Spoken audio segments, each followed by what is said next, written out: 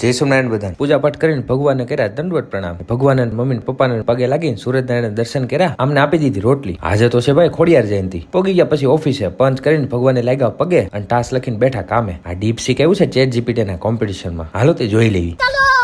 આવી ગયા પછી એક કામ થી રાજુ ને જમરૂખ ને દ્રાક્ષ નું સારું થઈ ગયું લેતી.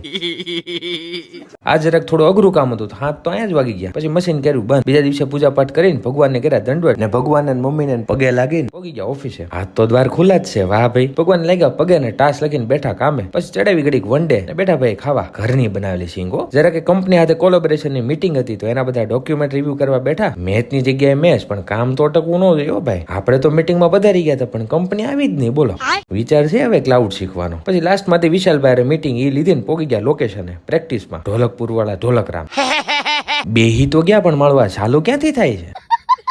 આને કહેવાય મલ્ટીટાસ્કિંગ ઉર્ફે વાંદરીપાનું. બેઠા ડાયરો પછી પડીકા પાર્ટી કરવા. પંકજ બાપુએ તો પણ બહેને ખાણ આપ્યો એવું કર્યું. આને કહેવાય હબડકો અને ઇટ્સ સમૂહ હબડકા. क्या बात है सर, क्या ફાઇનલી પેકઅપ આધુનિક માઇક સાથે ખેલતા અમારા હર્ષભાઈ. ને આજનો વિચાર કંઈક એવો છે કે જીવનમાં કાતર નહીં વડીલ હોય જેવું બનવું. કાતર તો એક માંથી બે કરે અને હોય બે ને એક કરે.